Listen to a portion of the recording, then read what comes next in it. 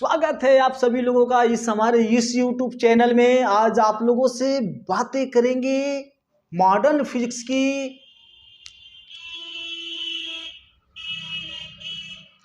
Good morning, सत श्री अकाल, good evening, सलाम वालेकुम आप सभी को। आज हम बातें करेंगे मॉडर्न फिजिक्स यहाँ से स्टार्ट करेंगे और ये बहुत ही महत्वपूर्ण है। एग्जाम की दृष्टि से देखा जाए तो बहुत ही महत्वपूर्ण और एक एक टॉपिक को एकदम डीपली चलेंगे हम लोग। मॉडर्न फिजिक्स की एक एक टॉपिक को एकदम डीपली चलेंगे। तो सबसे पहले हम लोग एक बढ़िया सी हेडिंग लगाते हैं। इस मॉडर्न फिजिक्स में सबसे इंपॉर्टेंट महत्वपूर्ण हेडिंग लगाते हैं फोटॉन या इसे क्वांटा कहते हैं और इसे हम ऊर्जा का पैकेट भी कहते हैं।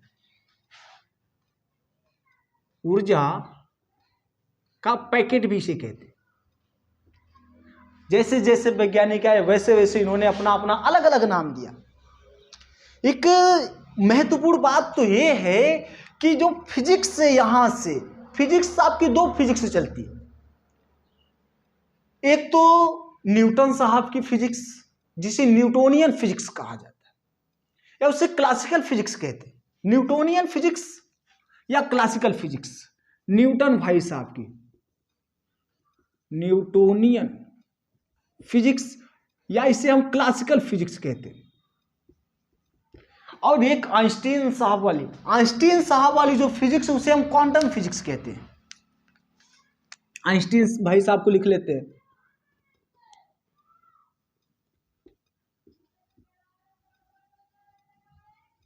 इनकी भाई क्लासिकल है, आपकी क्वांटम फिजिक्स है। एक महत्वपूर्ण बात इसमें भी है कि ये न्यूटन साहब की जो फिजिक्स है न्यूटोनियन मतलब क्लासिकल फिजिक्स की हर बातें क्वांटम फिजिक्स में अप्लाई नहीं हो सकती, क्योंकि इस क्लासिकल फिजिक्स की अपनी अलग दुनिया है।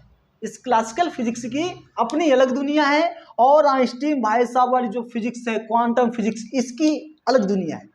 आइंस्टीन साहब ने देखिए यहां से दो बातें निकलती। दो बातें क्या निकलती कि प्रकाश की दोहरी प्रकृति, प्रकाश की द्वैत प्रकृति, डबल नेचर ऑफ लाइट। प्रकाश की दोहरी प्रकृति क्या होती है कि एक तो न्यूटन भाई साहब ने कहा कि जो प्रकाश होता है वो कणों के रूप में चलता है।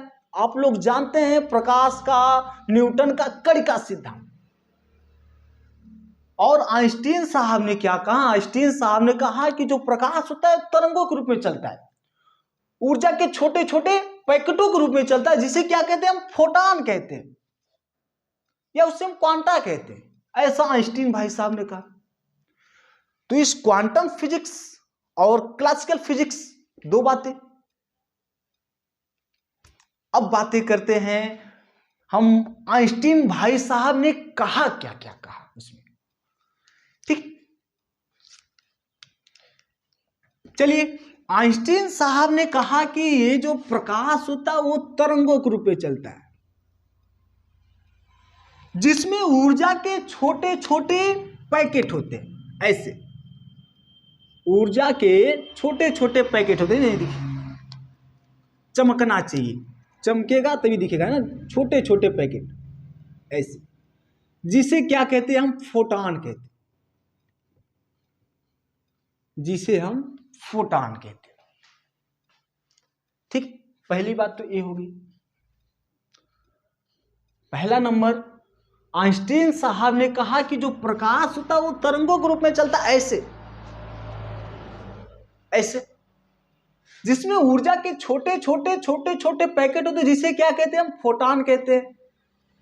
एक नंबर।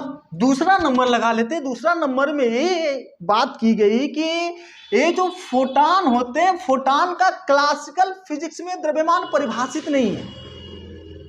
फोटॉन का इस क्लासिकल फिजिक्स में जो द्रव्यमान है वो परिभाषित नहीं है। इसका रेस्ट मास क्या होता है? आपका जीरो होता है। दूसरी बात, कोई दिक्कत नहीं, एकदम आराम से चलेंगे, कोई दिक्कत, एकदम आराम से, धीरे धीरे, ठीक। एक बात है, दो बातें। तीसरी बात क्या होती है कि ये जो फोटान होता है, फोटान की जो निर्वात में चाल होती है प्रकाश के चाल के समान चलता है। जो इसकी चाल होती है, आप लोग जानते हो कि निर्वात में जो प्रकाश की चाल होती है 3 × 10⁸ मीटर पर सेकेंड। तो इसकी जो चाल होती है यह आपका प्रकाश की चाल के समान ही चलता है, 3 × 10⁸ मीटर पर सेकेंड। ये बात ठीक। यहां पे जो दूसरा नंबर है, इसके मास की बात की गई है, रेस्ट मास, मतलब कि क्लासिकल फिजिक्स में फोटान का द्रव्यमान परिभाषित नहीं है, ऐसा लिख सकते हैं। इंपॉर्टेंट है, महत्वपूर्ण बातें कर रहे हैं आपसे, ठीक। और इसकी जो चाल होती है इतनी होती है। इसके बाद एक चौथी बात क्या है? प्लैंक का नियम।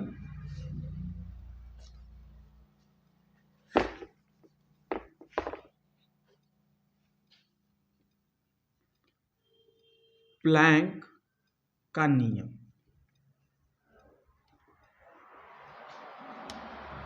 प्लैंक साहब है, उन्होंने क्या कहा? उन्होंने ये कहा कि ये जो तरंगे होती है, ये तो आइंस्टीन साहब बता के गए थे कि जो तरंगे होती है भाई, अब ये जो प्रकाश होता है आपका तरंगों के रूप में चलता है, और इसमें ऊर्जा के छोटे छोटे पैकेट होते हैं, और इनकी जो ऊर्जा होती है, मतलब फोटान की जो ऊर्जा होती है वह उसके आवृत्ति के अनुक्रमानुपात। आवृत्ति मतलब directly proportional to frequency. Frequency मतलब E is directly proportional to mu. ये आपका म्यू ऐसे म्यू। यदि यहां से तब ये आपका हो जाएगा E = H म्यू, जहां H क्या है भाई आपका? H आपका जो है यह आपका प्लैंक नियतांक है, और इस H का मान होता है 6.626 × 10⁻⁻34। प्यारे बच्चों, इसे क्या कहते हैं हम? प्लैंक का नियम। प्लैंक साहब आए, प्लैंक साहब ने कहा कि ये जो ऊर्जा के छोटे छोटे पैकेट होते हैं जिसे फोटान कहते हैं, इसकी जो ऊर्जा होती है या इसकी ऊर्जा उसके आवृत्ति के अनुक्रमानुपाती।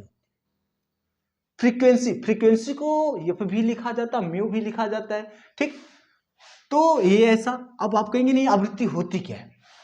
हालांकि मैंने पहले वाले क्लास में मैंने आपको बताया था कि आवृत्ति क्या होती है, अगर फिर से मैं बता देता हूँ आवृत्ति क्या होती है। जैसे कोई तरंगे चल रही है ना, ये तरंगे ऐसे चल रही है, बहुत सारी तरंगे चल रही, मतलब कि प्रति सेकंड में गुजरने वाली तरंगों की संख्या को क्या कहते हैं? आवृत्ति कहते हैं। जैसे 2 सेकंड में मान लो 10 तरंगे गुजर रही हैं, तो इसकी आवृत्ति क्या हो जाएगी? 10 तरंग प्रति 2 सेकंड। 1 सेकंड में 10 तरंगे जा रही हैं, 20 तरंगे जा रही हैं, 30 जा रही हैं, 40 जा रही हैं, 50 जा रही हैं 1 सेकंड में। तो प्रति सेकंड में 50 तरंग, प्रति सेकंड में 40 तरंग, प्रति सेकंड में 20 तरंग, प्रति सेकंड में 10 तरंग, ये आपकी क्या हो जाएगी? आवृत्ति हो जाएगी। और एक बात और, तरंग दैर्ध्य की बात करते हैं, तो जैसे तरंग दैर्ध्य क्या होता है? ए एकदम डीपली चलेंगे, ऐसे तरंग गई, ठीक है। तो यह क्या हो गया? श्रिंग हो गया। यह क्या हो गया? तरंग का श्रिंग हो गया। तो 2 श्रिंगों के बीच की जो दूरी होगी क्या कहलाएगी भाई? आपकी तरंग दैर्ध्य। पहला श्रिंग, दूसरा श्रिंग, ये आपका गर्त है, एक गर्त है, तो दो गर्तों के बीच की दूरी यहां से यहां की जो दूरी होगी क्या कहलाएगी भाई? तरंग दैर्ध्य लैम्डा। आवृत्ति समझे, तरंग दैर्ध्य समझे, इतनी बात, ठीक है। इसकी शॉट मान लीजिए।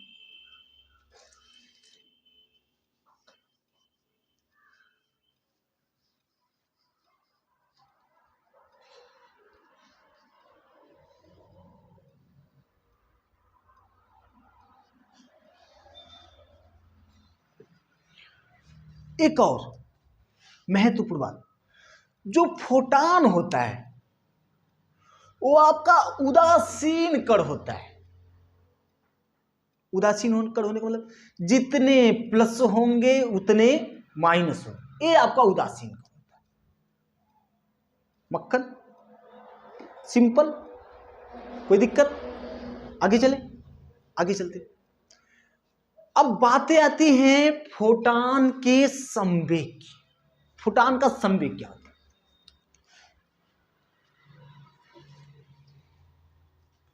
इसको थोड़ा सा इरेज करते हैं यहां से। आइंस्टीन साहब ने कह दिया कि जो फोटान की जो ऊर्जा होती है, फोटान की ऊर्जा क्या होती है? E बराबर mc²। और प्लैंक साहब ने कहा कि E बराबर आपका होता है h म्यू, जहां म्यू क्या है? फोटान की आवृत्ति, और h क्या है? प्लैंक नियतांक। ये दोनों समीकरण आपके सेम सेम है, दोनों ही ऊर्जाएं हैं। तो इसको हम ऐसा लिख लेते हैं, mc² equal to h mu, या आपका हो जाएगा m इक्वल टू हो जाएगा h म्यू अपान c²। या यहां से ये आपका ऐसा हो जाएगा, या इसको हम ऐसा लिख सकते हैं, m equal to h by c into mu upon c। ऐसे ऐसा लिख सकते, कोई दिक्कत? ऐसा मान लीजिए। एक बात और, एक बात यहां से आपको ए मिलेगी। आप जानते हैं, ये जानते हैं आपकी जो चाल होती है, चाल बराबर आपका होता है दूरी बटा समय। चाल आपकी क्या है? c है, दूरी लैम्डा, और समय मतलब 1/समय, मतलब इसको हम आवृत्ति लिख सकते म्यू, ऐसा लिख सकते। तो यह क्या हो जाएगा आपका? इसको हम ऐसा कर दे, c बाई म्यू कर दे तो आपका लैम्डा हो जाएगा, या आपका लैम्डा इक्वल टू क्या हो जाएगा? देखो भाई, c इक्वल टू चाल बराबर दूरी, तरंग द्वारा चली गई दूरी आपकी लैम्डा हो, और समय, समय की व्युत्क्रम को क्या कहते हैं? आवृत्ति कहते हैं। तो ये आपका ऐसा आवृत्ति म्यू है, तो आपका क्या हो जाएगा? लैम्डा इक्वल टू हो जाएगा, ये वाला इस तरफ आएगा, डिवाइड हो जाएगा, लैम्डा इक्वल टू हो जाएगा आपका c अपान भी, या आपका हो जाएगा 1 अपान लैम्डा इक्वल टू क्या हो जाएगा भाई? Mu upon c। ऐसा हो जाएगा 1 upon lambda equal to mu upon c। इसको हम ऐसा लिख सकते हैं, m इक्वल टू क्या हो जाएगा? h म्यू अपान c अपान, ए वाला c को मैंने दो भागों में तोड़ दिया। अब क्या लिख सकते हैं? अब हम ये लिख सकते हैं, m बराबर क्या हो जाएगा भाई आपका? m बराबर आपका हो जाएगा h अपान c into mu upon c के प्लेस पे 1 अपान लैम्डा लिख सकते हैं, ठीक। तो फोटान का संवेग क्या हो जाएगा? कहीं पे लिख लेते हैं, यहां पे लिख लेते हैं, फोटान का संवेग फोटॉन का संवेग p बराबर m इंटू सी, जहां c क्या है, चाल है, ठीक है, c क्या है, चाल है। तो हम लिख लेते हैं p इक्वल टू m का मान यहां से c h अपान c इंटू 1 अपान लैम्डा, और साथ में ए वाला भी है आपका c, ए इससे कैंसल हो जाएगा। तो आपको p इक्वल टू मिलेगा h अपान लैम्डा। ए क्या है आपका, फोटॉन का संवेग, मोमेंटम ऑफ द फोटॉन है। मक्खन मान लीजिए इसके साथ